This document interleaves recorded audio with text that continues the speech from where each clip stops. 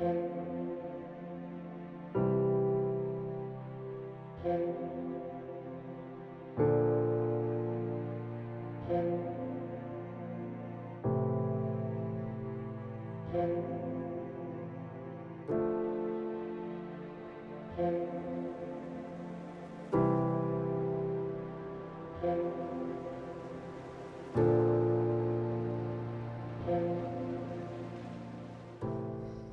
guys, and welcome to Escape Wheel Watch Reviews. My name is Steve, and today we're looking at the newest Pagani design, the PD1722. If you're wondering what this watch pays homage to, it is the IWC Portugeser Automatic. This watch was sent to me for free by the Pagani Men Watch Store on AliExpress. I do not have to send it back, but you know I'm always going to give you my 100% honest opinion on this channel.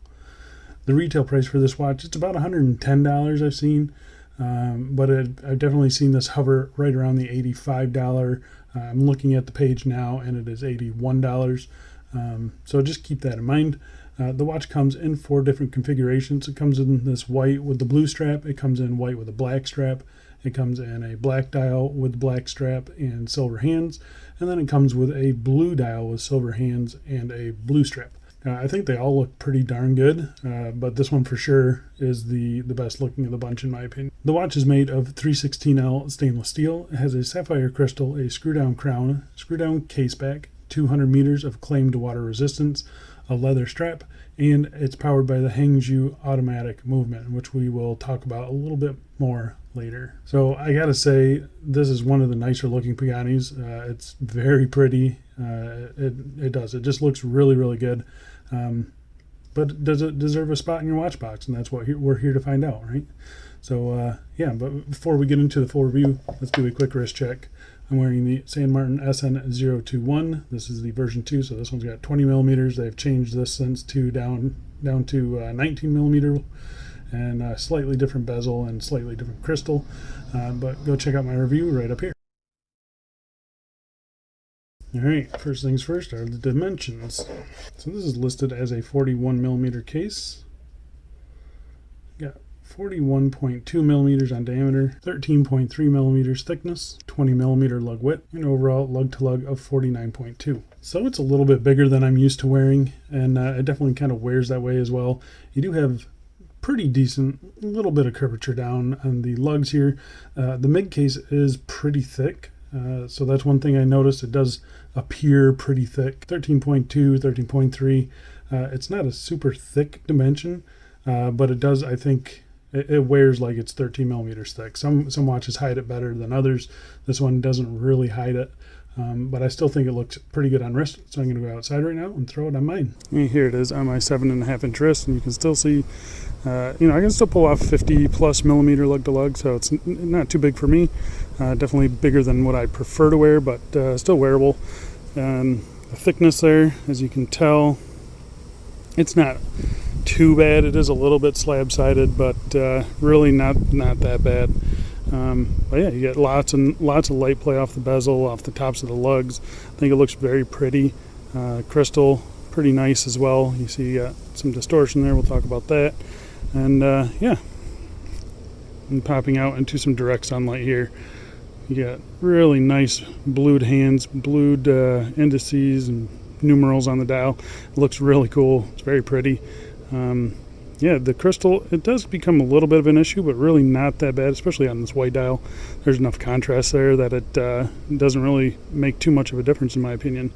Yeah, it does look pretty good, I think. And yeah, let's go throw this on a bunch of straps though. So here it is on a dark blue 2-stitch strap. I think it goes pretty good. Yeah, I do like the look of this. Kind of brings out the blue of the hands a little bit. Much better than the stock strap, so just plan on replacing that thing. Yeah, this looks pretty good, but I got some others I'll throw it on. And here we are on kind of a reddish brown leather strap. This is from Clockwork Synergy. Great strap. If you guys are interested, I'll leave the link down below.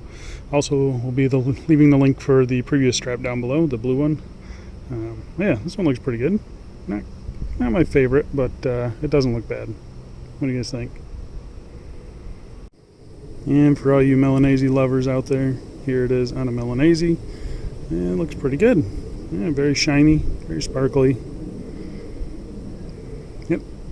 Got one more strap I'll throw it on though. And real quick, here it is on a black strap with kind of tan color stitching. I think it looks alright. Not my favorite. But yeah, I just figured I'd show it to you on black.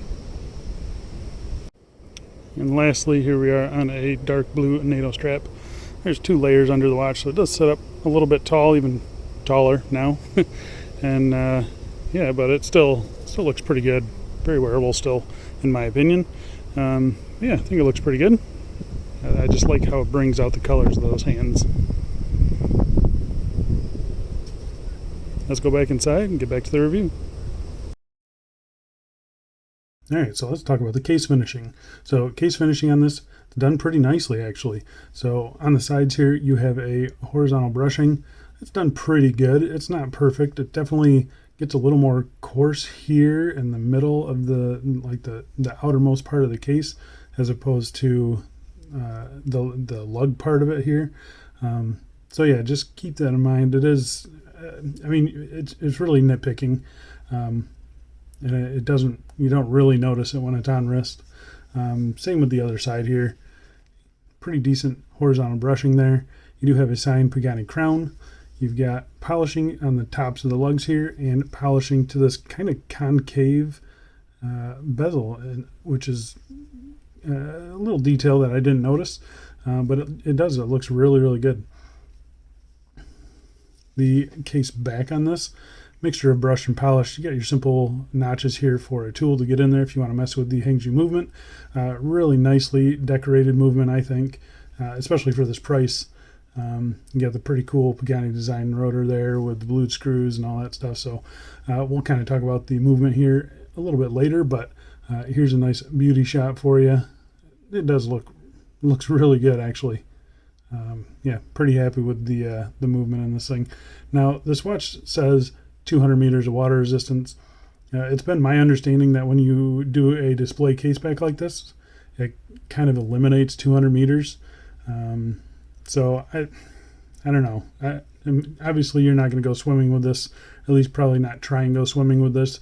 It should be fine for light swimming, but I wouldn't take this very deep down. I'll say that. But as far as the case finishing goes, I'm pretty happy with it. I think it looks pretty good. In between the lugs here, it is nicely brushed too. I forgot to mention that. Yeah, I think the case finishing, it's pretty solid. I think they could definitely clean this up here in the outermost section of the case, but otherwise it's pretty well done. And I think at a glance and on your wrist, you're never going to notice that. So yeah, I think it's a pretty good case. All right, so let's talk about the crystal on this thing. So first things first, we will test it. So it is testing positive for sapphire, which is nice to see. The crystal itself, it's a single dome sapphire crystal. So you get a nice distortion here at the extreme angles there. Really cool distortion, I think. It's a love-hate thing for me. I love to see this distortion, but then you do get a little bit extra reflections. So you can see right about there, you've got 2 reflection points. So you have the outer curve of the glass and then you have the flat under curve of the glass. So you do get double reflections on it. There's no anti-reflective coating that I can see on the white model. It's a non-issue. I think maybe on the other models, other colors, you might run into some problems with some extreme glare, but I think on this model there's enough contrast on the dial, and the white dials in general just don't suffer from bad reflections. So just keep that in mind if you're thinking about getting the other dials. It might be a little bit more difficult to read. So yeah, just wanted to mention that. Otherwise though, it's a really cool crystal, very nicely done.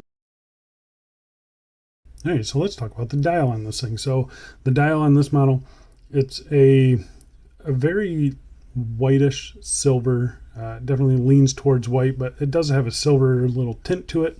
You have silver subdials here. You have blued hour markers and blue numerals, also blued hands. Everything is done really, really nice. We'll get it nice and tight on you for you guys here. Yeah, this dial looks awesome. I think everything is aligned really nicely. It's all applied really nicely. Everything seems to be pretty much spot on. I'm very happy with everything. It looks really good. You'll see that it has an applied Pagani Design logo at the top. with the Pagani Design text. I really wish on this model they would have gone blue on that. It does kind of clash with the rest of the dial. It doesn't look bad, but having it blued would have been a little bit better in my opinion. You got a really nice printed railroad minute tracker on the outside, and then you've got the PT time and then automatic 20 bar 200 meters.